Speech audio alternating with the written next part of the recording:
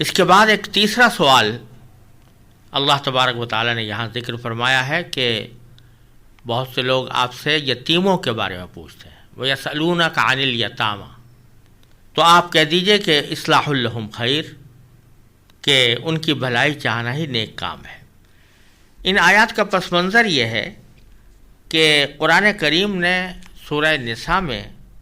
یتیموں کا مال کھانے پر سخت وعید سنائی تھی، یعنی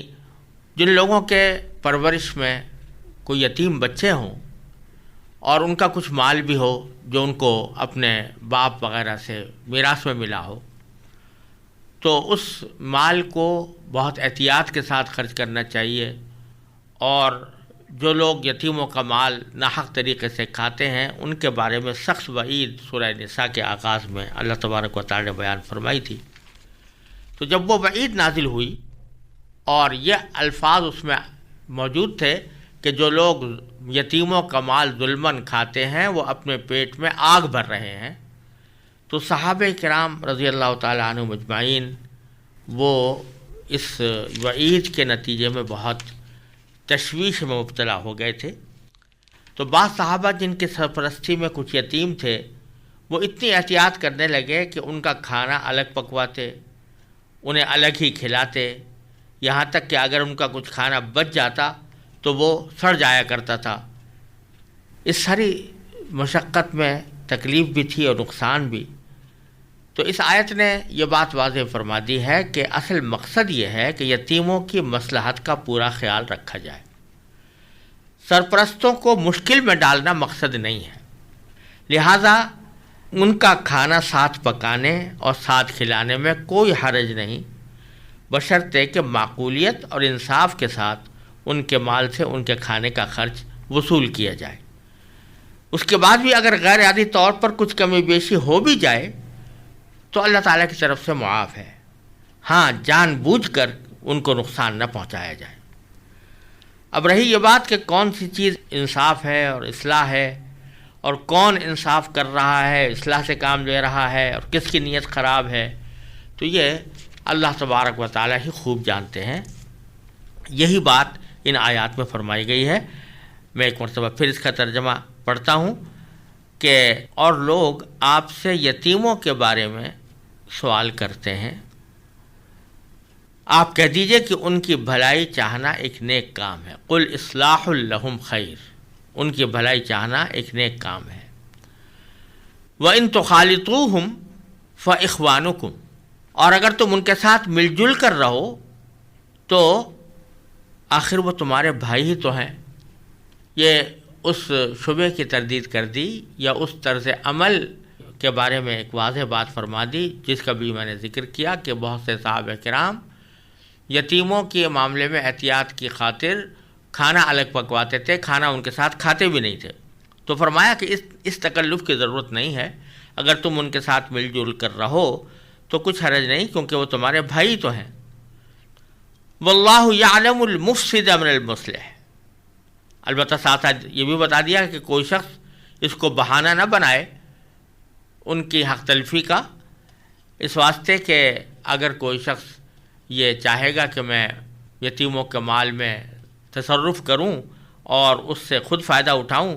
تو یہ اللہ تعالیٰ کو خوب معلوم ہو جائے گا۔ تو اللہ تعالیٰ خوب جانتا ہے کہ کون معاملات بگاڑنے والا ہے اور کون سنوارنے والا ہے۔ واللہ یعلم المفسد من المصلح۔ پھر فرمایا کہ وَلَوْ شَاءَ اللَّهُ لَأَعْنَتَكُمْ، اور اگر اللہ چاہتا تو تمہیں مشکل میں ڈال دیتا۔ مطلب یہ کہ جس طرح کا طرز عمل تم نے اختیار کیا ہے وہ ہماری طرف سے تو باقاعدہ اس کا حکم نہیں آیا تھا، لیکن اگر اللہ تعالیٰ چاہتے تو یہ حکم دے بھی دیتے کہ بھئی یتیموں کے کھانا الگ پکواؤ، کھانا الگ کھاؤ، ان کو ساتھ شریک بھی نہ رکھو، کہیں ایسا نہ ہو کہ ان کے کھانے کا کوئی حبہ تمہارے حلق میں چلا جائے۔ تو اگر اس قسم کے احکام آتے تو تم مشکل میں پڑ جاتے، لیکن اللہ تبارک و تعالیٰ تمہیں مشکل میں ڈالنا نہیں چاہتے، لہٰذا تمہیں جس طرح کی چھوٹ دی گئی ہے اس کو انصاف کے ساتھ اور احتیاط کے ساتھ استعمال کر لو، اور ان کے ساتھ کھانا کھانے میں کوئی مذائقہ نہیں۔ پھر فرمایا کہ ان اللہ عزیز الحکیم، یقیناً اللہ کا اقتدار بھی کامل ہے، حکمت بھی کامل ہے۔ یعنی اللہ تعالیٰ کا اقتدار بڑا ہے، وہ جو چاہے حکم دے سکتا ہے، جو چاہے کر سکتا ہے، لیکن اپنی حکمت کے تحت وہ وہی حکم دیتا ہے جو بندوں کی مصلحت کے مطابق ہو اور ان کے لیے ناقابل برداشت تکلیف کا سبب بھی نہ بنے۔ وَلَا تَنكِحُوا الْمُشْرِكَاتِ حَتَّى يُؤْمِنَّ وَلَأَمَةٌ مُؤْمِنَةٌ خَيْرٌ مِّن مُّشْرِكَةٍ وَلَوْ أَعْجَبَتْكُمْ وَلَا تُنكِحُوا الْمُشْرِكِينَ حَتَّى يُؤْمِنُوا وَلَعَبْدٌ مُؤْمِنٌ خَيْرٌ مِّن مُّشْرِكٍ وَلَوْ أَعْجَبَكُمْ أُولَٰئِكَ يَدْعُونَ إِلَى النَّارِ وَاللَّهُ يَدْعُو إِلَى الْجَنَّةِ وَالْمَغْفِرَةِ بِإِذْنِهِ وَيُبَيِّنُ آيَاتِهِ لِلنَّاسِ لَعَلَّهُمْ يَتَذَكَّرُونَ وَيَسْأَلُونَكَ عَنِ الْمَحِيضِ قُلْ هُوَ أَذًى فَاعْتَزِلُوا النِّسَاءَ فِي الْمَحِيضِ وَلَا تَقْرَبُوهُنَّ حَتَّى يَطْهُرْنَ فَإِذَا تَطَهَّرْنَ فَأْتُوهُنَّ مِنْ حَيْثُ أَمَرَكُمُ اللَّهُ إِنَّ اللَّهَ يُحِبُّ التَّوَّابِينَ وَيُحِبُّ الْمُتَطَهِّرِينَ نِسَاؤُكُمْ حَرْثٌ لَكُمْ فَأْتُوا حَرْثَكُمْ أَنَّىٰ شِئْتُمْ وَقَدِّمُوا لِأَنفُسِكُمْ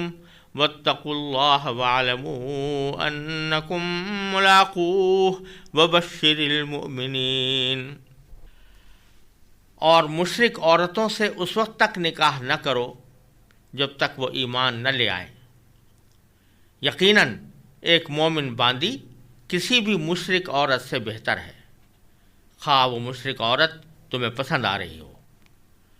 اور اپنی عورتوں کا نکاح مشرک مردوں سے نہ کراؤ جب تک وہ ایمان نہ لے آئے، اور یقیناً ایک مومن غلام کسی بھی مشرک مرد سے بہتر ہے، خواہ وہ مشرک مرد تمہیں پسند آ رہا ہو۔ یہ سب دوزخ کی طرف بلاتے ہیں، جبکہ اللہ اپنے حکم سے جنت اور مغفرت کی طرف بلاتا ہے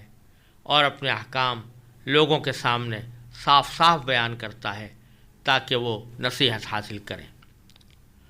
اور لوگ آپ سے حیض کے بارے میں پوچھتے ہیں، آپ کہہ دیجئے کہ وہ گندگی ہے، لہذا حیض کی حالت میں عورتوں سے الگ رہو، اور جب تک وہ پاک نہ ہو جائیں ان سے قربت یعنی جماع نہ کرو۔ ہاں جب وہ پاک ہو جائیں تو ان کے پاس اسی طریقے سے جاؤ جس طرح اللہ نے تمہیں حکم دیا ہے۔ بے شک اللہ ان لوگوں سے محبت کرتا ہے جو اس کی طرف کثرت سے رجوع کریں، اور ان سے محبت کرتا ہے جو خوب پاک صاف رہیں۔ تمہاری بیویاں تمہارے لیے کھیتیاں ہیں، لہذا اپنی کھیتی میں جہاں سے چاہو جاؤ اور اپنے لیے اچھے عمل آگے بھیجو، اور اللہ سے ڈرتے رہو اور یقین رکھو کہ تم اس سے جا کر ملنے والے ہو، اور مومنوں کو خوشخبری سنا دو۔ ان آیات میں اللہ تبارک و تعالیٰ نے انسان کی گھریلو زندگی سے متعلق کچھ احکام عطا فرمائے ہیں۔ جیسا کہ پہلے عرض کیا جا چکا ہے، تقویٰ کے مختلف شعبوں کا بیان چل رہا ہے، اور اس میں انسان کی زندگی کے مختلف پہلوؤں کا ذکر آیا ہے۔ تو ان آیات میں جو ابھی میں نے تلاوت کی، ان میں انسان کی گھریلو زندگی سے متعلق کچھ اہم ہدایات اور احکام عطا فرمائے گئے ہیں۔ پہلا حکم جو دیا گیا وہ یہ کہ مسلمانوں کے لیے کسی مشرک عورت سے نکاح کرنے کو ناجائز قرار دیا گیا۔ اگرچہ اہل کتاب یعنی عیسائی یہودی خواتین سے نکاح کی فی الجملہ اجازت ہے، جس کی تفصیل انشاءاللہ اپنے موقع پر آئے گی، لیکن یہاں مشرکین سے مراد ہیں وہ جو اہل کتاب نہ ہوں، بت پرست ہوں، یا مثلا بدھ مذہب کے لوگ ہیں، یا ہندو مذہب کے لوگ ہیں، یا مجوسی اور آتش پرست ہیں، یا کسی بھی قسم کے بت پرست ہیں جو بتوں کی پرستش کرنے والے ہیں، تو ان کی خواتین سے نکاح کو اللہ تبارک و تعالیٰ نے ان آیات میں ناجائز قرار دیا۔ ان آیات کا ایک شان نزول بھی بعض تفسیروں کے اندر بیان ہوا ہے، اور وہ یہ کہ ایک صحابی تھے جن کا نام مرثد ابن ابی مرثد رضی اللہ تعالیٰ عنہ تھا۔ اسلام لانے سے پہلے جاہلیت کے زمانے میں ان کے ایک عورت سے تعلقات تھے جس کا نام عناق تھا، اور جیسا کہ جاہلیت کے اندر دستور تھا، بغیر نکاح کے ایک دوسرے کے ساتھ رہنا، ایک دوسرے کے ساتھ ملنا جلنا اور اپنی محبت کا تعلق قائم رکھنا، اس کو کوئی برا نہیں سمجھا جاتا تھا۔ تو اسی رواج کے تحت ان کے تعلقات عناق کے ساتھ چلے آتے تھے۔ اللہ تبارک و تعالیٰ نے جب ان کو اسلام لانے کی توفیق عطا فرمائی اور یہ مشرف باسلام ہوئے، تو ایک مرتبہ کہیں جاتے ہوئے راستے میں اسی عورت سے ان کی ملاقات ہو گئی۔ عناق نے ان سے کہا، اپنے سابق رویے کے مطابق اس کو گناہ کی دعوت دی، تو حضرت مرثد رضی اللہ تعالیٰ عنہ نے کہا کہ میں اب مسلمان ہو چکا ہوں اور اب میں یہ گناہ کرنے کے لیے تیار نہیں ہوں۔ اس پر عناق نے پیشکش کی کہ اگر تم بغیر نکاح کے میرے ساتھ یہ تعلقات قائم کرنا نہیں چاہتے تو نکاح کر لو مجھ سے۔ اس پر حضرت مرثد رضی اللہ تعالیٰ نے فرمایا کہ یہ میں اس وقت تک نہیں کر سکتا جب تک میں رسول اللہ صلی اللہ علیہ وسلم سے پوچھ نہ لوں، کیونکہ اب مجھے معلوم نہیں کہ غیر مسلم کسی خاتون سے نکاح کرنا میرے لیے شرعاً جائز ہے یا نہیں ہے۔ یہ بات کہہ کر وہ نبی کریم صلی اللہ علیہ وسلم کی خدمت میں حاضر ہوئے۔ تو بعض روایات میں آتا ہے کہ اسی موقع پر یہ آیات کریمہ نازل ہوئیں اور فرمایا گیا وَلَا تَنكِحُوا الْمُشْرِكَاتِ حَتَّى يُؤْمِنْ، مشرک عورتوں سے اس وقت تک نکاح نہ کرو جب تک وہ ایمان نہ لے آئیں۔ اور پھر ایک اصول کے طور پر یہ بات فرما دی وَلَأَمَةٌ مُؤْمِنَةٌ خَيْرٌ مِّن مُشْرِكَةٍ، یقیناً ایک مومن باندی یا کنیز کسی بھی مشرک عورت سے بہتر ہے۔ مشرک عورت اگرچہ آزاد ہے اور عام طور سے آزاد کو غلام کے اوپر یا باندی کے اوپر فوقیت اور فضیلت دی جاتی ہے، لیکن اللہ تعالیٰ فرماتے ہیں کہ اصل کسی شخص کی فضیلت یا اس کی بڑائی یا اس کی فوقیت کا معیار اس کا آزاد اور غلام ہونا نہیں ہے، بلکہ اصل معیار یہ ہے کہ وہ اللہ کے اوپر ایمان رکھتا ہے، اللہ کی توحید پر ایمان رکھتا ہے یا نہیں۔ تو اگر کوئی مسلمان باندی ہے لیکن اللہ تعالیٰ کی توحید پر ایمان رکھتی ہے تو وہ یقیناً بہتر ہے کسی بھی مشرک عورت سے جو اللہ تعالیٰ کے ساتھ کسی کو شریک ٹھہراتی ہے یا مثلا بت پرستی کرتی ہے۔ اور ساتھ میں یہ بھی فرمایا کہ وَلَوْ أَعْجَبَتْكُمْ، چاہے وہ مشرک عورت تمہیں پسند آ رہی ہو، یعنی دیکھنے میں اچھی لگ رہی ہے، خوبصورت ہے اور بظاہر اس کا رویہ بھی اچھا معلوم ہوتا ہے اور ہر لحاظ سے تمہیں پسند آ رہی ہے، لیکن جب تک وہ ایمان نہیں لے آتی اس وقت تک وہ تمہارے نکاح میں آنے کے قابل نہیں، لہذا کسی بھی مشرکہ سے تمہارا نکاح جائز نہیں۔ اور اسی طرح جس طرح مردوں کو یہ حکم دیا گیا تو عورتوں کے بارے میں فرمایا وَلَا تُنكِحُوا الْمُشْرِكِينَ، اور اپنی عورتوں کا نکاح مشرک مردوں سے نہ کراؤ حَتَّى يُؤْمِنُوا، جب تک کہ وہ ایمان نہ لے آئیں۔ یہاں یہ بات فرما دی گئی کہ مشرکین کے ساتھ کسی مسلمان خاتون کا نکاح جائز نہیں، اور وہ چاہے بت پرست ہوں یا اہل کتاب ہوں۔ مومن عورت کا نکاح کسی غیر مسلم مرد سے جائز نہیں ہے، چاہے وہ اہل کتاب میں سے ہو یا غیر اہل کتاب میں سے ہو۔